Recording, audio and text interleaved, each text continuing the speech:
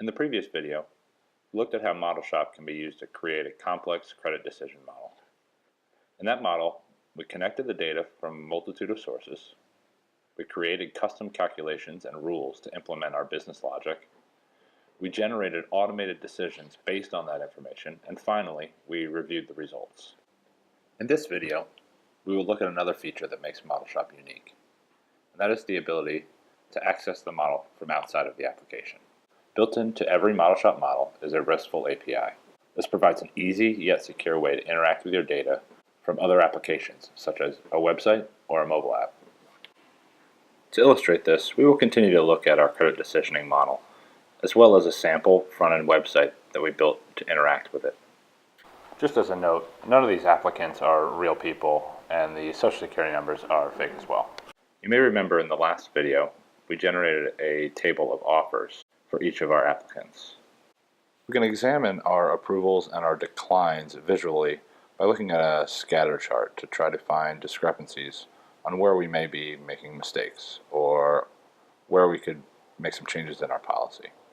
Here we'll see that there are a fair amount of people who are getting declined that have a decent debt-to-income ratio, but also happen to have an expensive monthly housing. So let's go into our data and explore this further.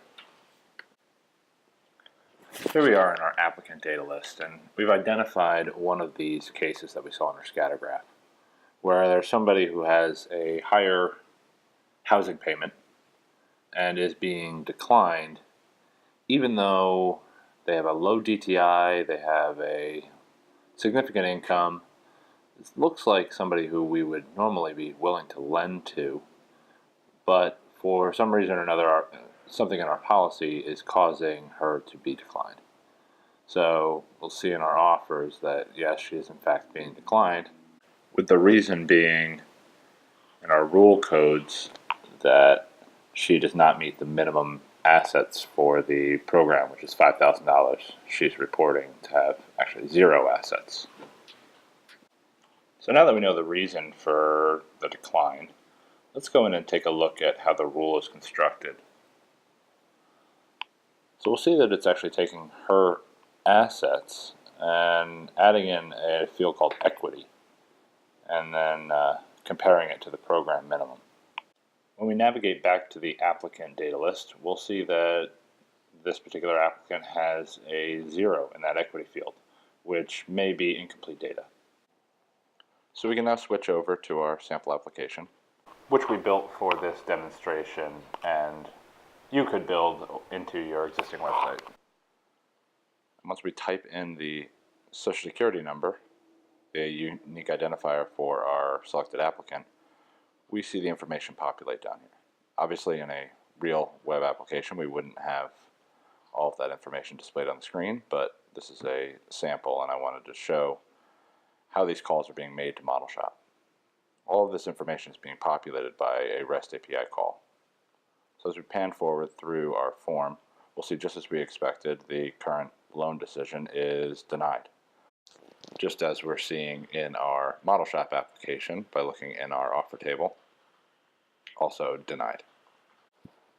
However, you'll see back in our web page that we're given an option that if we own our home, we can go and pull some more information in and possibly impact that equity field.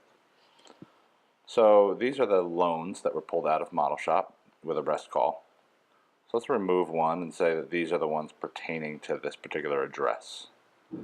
Next, we can page forward and do another REST call.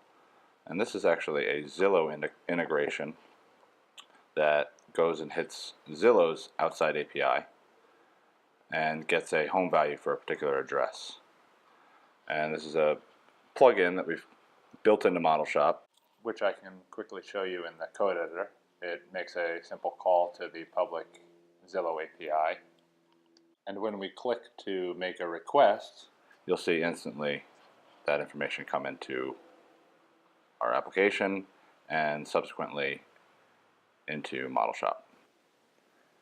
Next, you'll see that with our new valuation, we have the ability to calculate the equity field.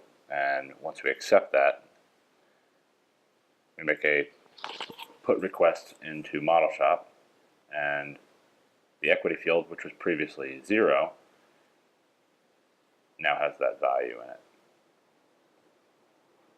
And finally, if we look back in our offers table, where she was previously being declined on the fact that she had 0 equity and 0 assets, she's now being approved.